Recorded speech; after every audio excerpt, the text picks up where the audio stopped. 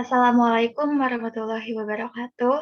Kami dari kelas 6A kelompok 10 ingin mempresentasikan tentang kajian pengujian indeks glikemik pada beras analog dengan relawan manusia sebagai objek penelitian.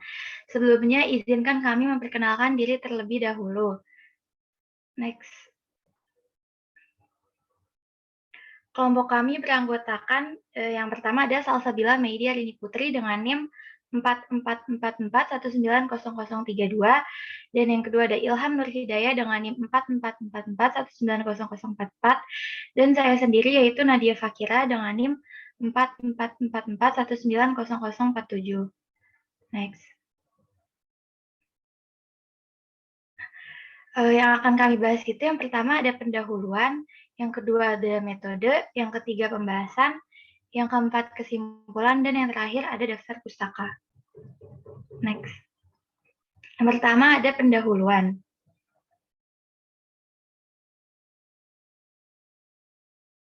Next.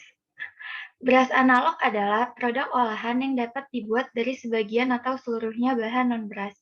Pemanfaatan pangan lokal sebagai sumber karbohidrat dapat menghasilkan beras analog dengan kandungan gizi yang lebih baik, tidak kalah dengan beras. Berdasarkan hasil penelitian sebelumnya, yaitu ANDRI pada tahun 2013, beras analog yang berbasis tepung sorghum dan jagung kuning memiliki nilai indeks glikemik 47,09 dengan kadar fenol sebesar 0,10 mg sampel dan serat pangan 5,22%. Next. Selanjutnya ada metode akan dipaparkan oleh rekan saya.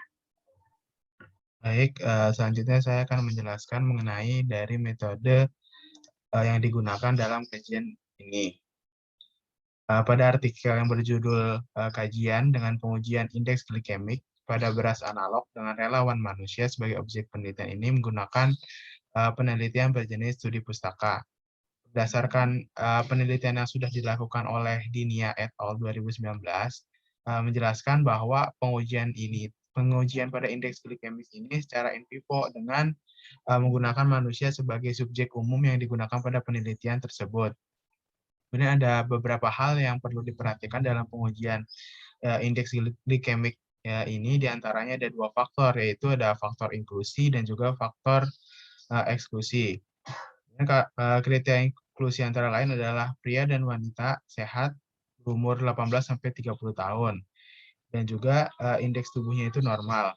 Kemudian untuk kriteria eksklusi ini memiliki riwayat DM dan juga masalah pencernaan, merokok, dan menggunakan obat-obatan terlarang.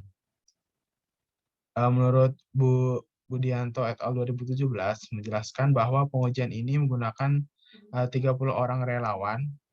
Persyaratan untuk menjadi relawan pengukuran indeks glikemik ini adalah sehat, non-diabetes, indeks massa tubuhnya itu dalam kisaran normal sekitar 18-25 kg dan memiliki kadar gula darah berpuasa itu 600-100 mg. Peneliti menambahkan bahwa juga pengukuran nilai indeks glikemik ini diawali dengan setiap relawan itu harus menjalani puasa pada malam harinya, kecuali air putih, selama kurang lebih dari 10 jam, mulai dari pukul 22 malam sampai jam 8 pagi. Pagi harinya relawan diminta untuk mengkonsumsi pangan uji atau nasi analog dengan jumlah yang setara dengan 25 gram karbohidrat. Setelah itu dilakukan pengambilan sampel darah. Nah, sampel darah yang diambil ini sebanyak kurang lebih 20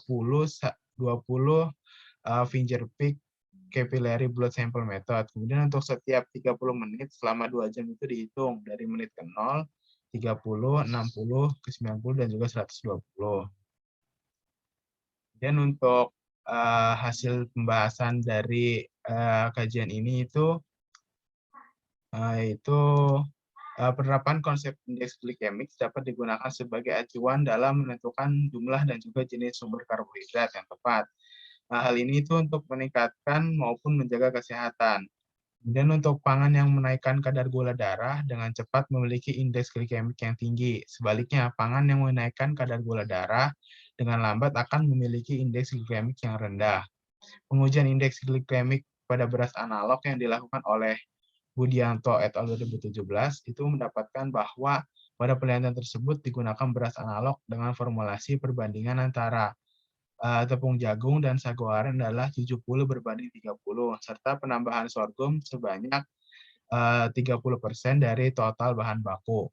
Beras analog A itu bahan bakunya jagung, sorghum, dan sagu aren. Sedangkan untuk beras analog B itu ada bahan bakunya ada jagung dan juga sagu aren. Untuk selanjutnya akan dijelaskan oleh teman saya.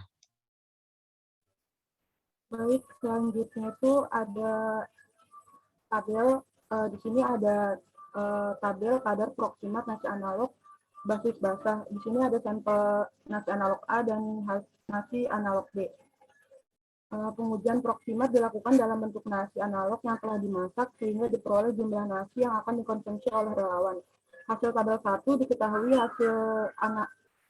nasi analog diuji secara proksimat untuk dapat mengetahui kadar karbohidrat nasi analog sehingga dapat disetarakan dengan glukosa sebagai pangan standar pada saat pengujian indeks glikemik.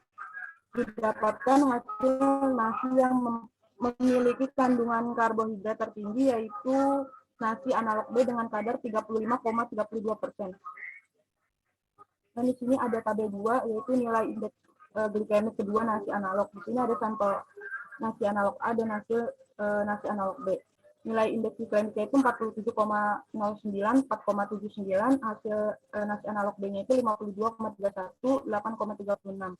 Berdasarkan respon glikemiknya, pangan dikelompokkan menjadi 3 kelompok, yaitu pangan indeks glikemik rendah, indeks glikemiknya itu kurang dari 55, indeks glikemik sedang itu antara 55 sampai 70, dan indeks glikemik tinggi itu di atas 70.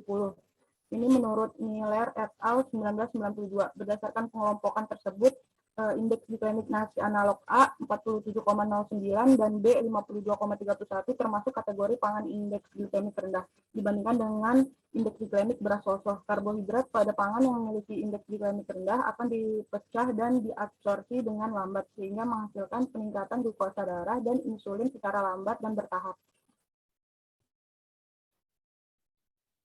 Kesimpulan dari jurnal yang kita review itu, penerapan konsep indeks glikemik memiliki peran penting karena dapat digunakan sebagai acuan dalam menentukan jumlah dan jenis pangan sumber karbohidrat yang tepat untuk meningkatkan maupun menjaga kesehatan. Berdasarkan hasil penelitian pada jurnal tersebut, kadar karbohidrat tertinggi yaitu pada beras analog B dengan kadar 35,32%, sedangkan indeks glikemik kedua beras analog memiliki nilai indeks glikemik yang rendah yaitu beras analog A dan B berturut-turut sebesar 47,09 dan 52,31 sehingga termasuk ke dalam pangan indeks glikemik rendah.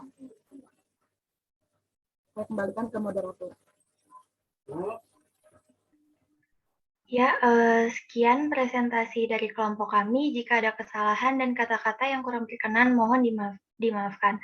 Semoga video ini dapat bermanfaat bagi kita semua.